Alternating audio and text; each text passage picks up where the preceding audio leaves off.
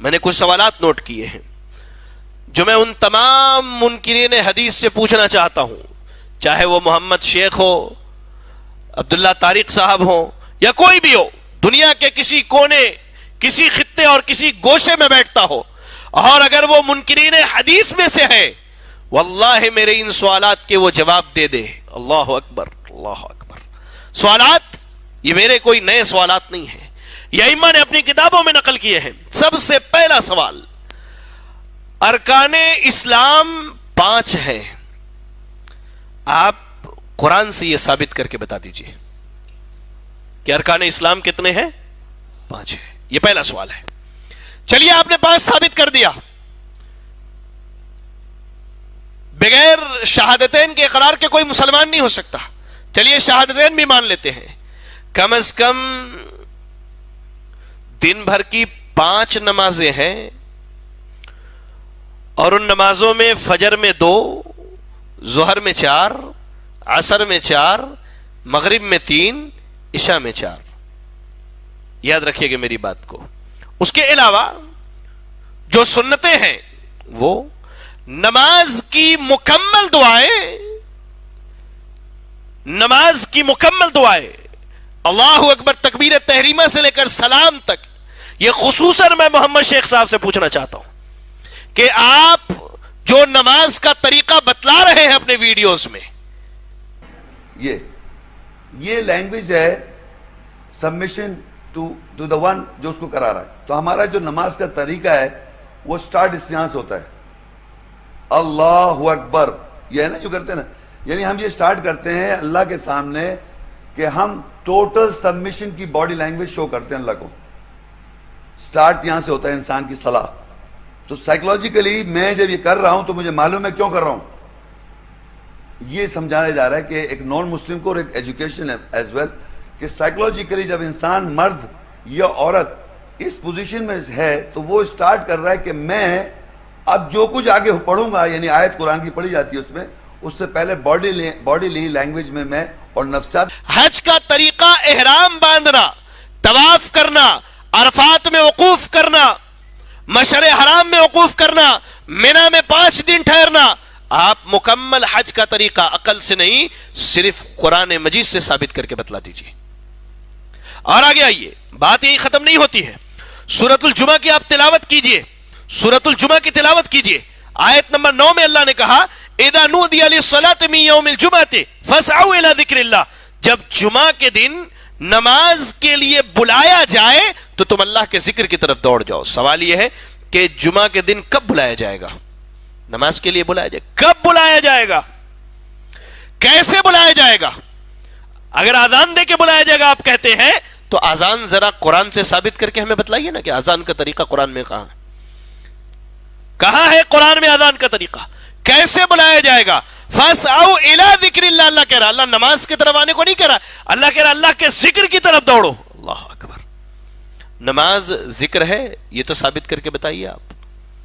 اور آگے آئیے، بات یہی ختم نہیں ہوتی۔ قرآن مجید سورۃ التوبہ آیت نمبر 36 میں اللہ نے کہا ان عدت الشہور عند اللہ 12 شہرا فی کتاب اللہ یوم خلق السماوات والارض، کہ مہینوں کی تعداد اللہ کے ہاں 12 ہے، اللہ کی کتاب میں اسی دن سے ہے جس دن اللہ نے آسمان اور زمین کو پیدا کیا۔ سوال یہ ہے کہ یہ 12 مہینے کون کون سے ہیں؟ 12 مہینے کون کون سے ہیں؟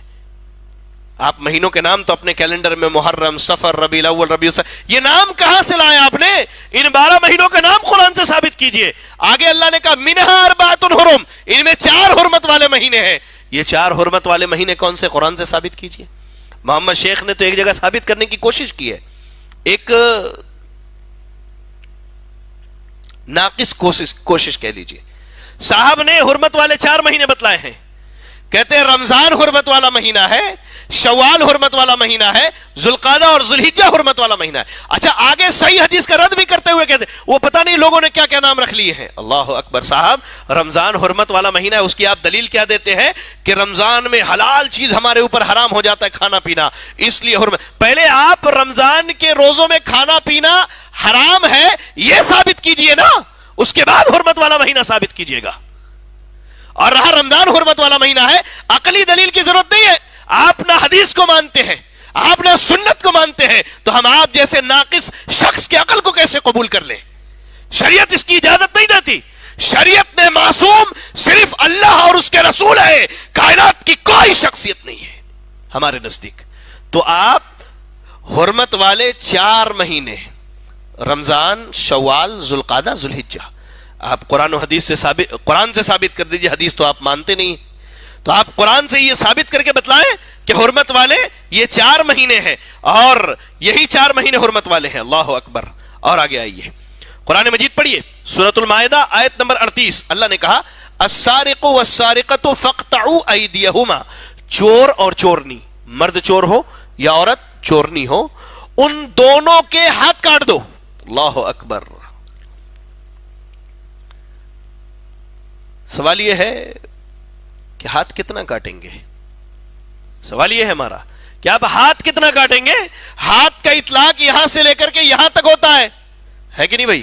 ہاتھ یہاں سے یہاں تک ہوتا ہے نا، ہاتھ کا اطلاق یہاں سے یہاں تک ہوتا ہے. آپ ہاتھ کتنا کاٹیں گے؟ اچھا سوال یہ ہے کہ چلیے ہاتھ کاٹنا ہی ہے، یہیں سے آپ کاٹ رہے ہیں اپنے قول کے مطابق یا اپنی عقل کے مطابق، کتنی چوری پر ہاتھ کاٹیں گے؟ $1 چرا لیا تو ہاتھ کاٹ لیں گے، یا $10 چرایا تو ہاتھ کاٹیں گے؟ 1 ریال، 1 روپیہ، کتنا چوری کیا اس نے؟ کتنی چوری پر آپ کو ہاتھ کاٹنا ہے یہ بتائیے مجھے. اچھا ایک اور سوال، ایک ہاتھ کاٹیں گے کہ دونوں کاٹیں گے؟ قرآن تو کہتا ہے کہ ان کے ہاتھ کاٹ دو. قرآن نے وضاحت نہیں کی کہ ایک ہاتھ کاٹنا ہے یا دونوں ہاتھ کاٹنا ہے. اب سوال یہ ہے میرا کہ آپ اس کی تفصیل مجھے قرآن سے بتائیے، اور وہ تمام لوگ جو منکرین حدیث میں سے ہیں یا جو حدیث کا انکار کرنے والے ہیں.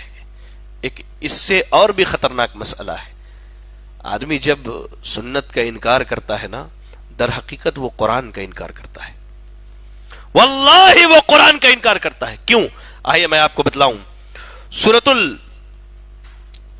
قرآن مجید کے اندر اللہ رب العالمین نے کہا حرمت علیکم امہاتکم و بناتکم. اللہ نے جن سے نکاح کرنا حرام ہے ان کی تفصیل بتائی ہے کہ تمہاری مائیں حرام ہے، تمہاری بہنیں حرام ہیں، تمہاری بیٹیاں حرام ہیں، تمہاری بھتیجیاں حرام ہیں، تمہاری بھانجیاں حرام ہیں. اللہ نے تفصیل بتائی ہے. یہ کون؟ جو حقیقی ہے. آگے اللہ تعالیٰ کہہ رہا ہے وَأُمَّهَاتُكُمُ اللَّاتِي أَرْضَعْنَكُمْ وَأَخْوَاتُكُمْ مِنَ الرَّضَاعَةِ، یعنی وہ مائیں جنہوں نے تمہیں دودھ پلایا ہے اور وہ بہنیں جو تمہاری دودھ شریک ہے.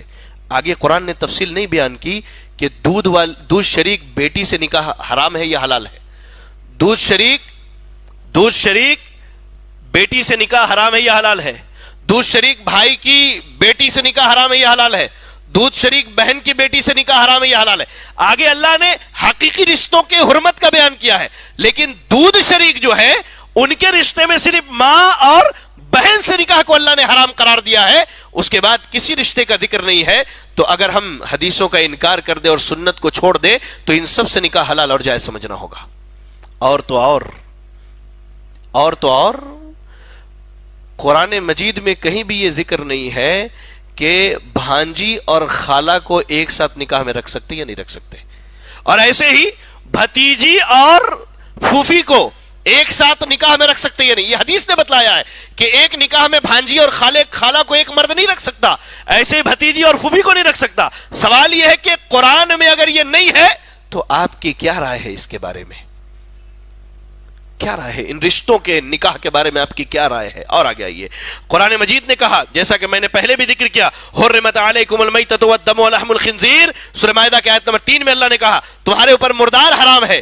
تو اس روح سے آپ مچھلی کھانا چھوڑ دیجئے کیونکہ مچھلی مردار ہے، اور مچھلی کی حلت آپ کو قرآن مجید کے اندر کہیں بھی نہیں ملے گی. ایسے ہی مجاہدین جو میدان جہاد میں لڑتے ہیں وہ مال لے کر کے آتے ہیں، مال غنیمت، اس کی تقسیم کیسے ہوگی، کس کو کتنا دیا جائے گا، کس کا حصہ کتنا بنے گا، ان سب کی تفصیل آپ قرآن مجید سے ثابت کریں. ہم تو اتنا ہی کہتے ہیں. آپ اگر کہتے ہیں کہ ہم صرف قرآن کو مانتے ہیں سنتوں کو نہیں مانتے، تو یہ جو سوالات اس ناچیز نے، ایک طالب علم نے آپ کے سامنے رکھے ہیں، اور ان تمام منکرین حدیث کے سامنے جو حدیث کا انکار کرنے والے ہیں، صرف آپ قرآن مجید سے ان کا جواب دے دیجئے، عقل سے نہ دیجئے، کیونکہ ہم عقل کو تسلیم نہیں کرتے. ہمارے یہاں معصوم صرف اللہ اور اس کے رسول ہے، اس کے علاوہ کوئی نہیں.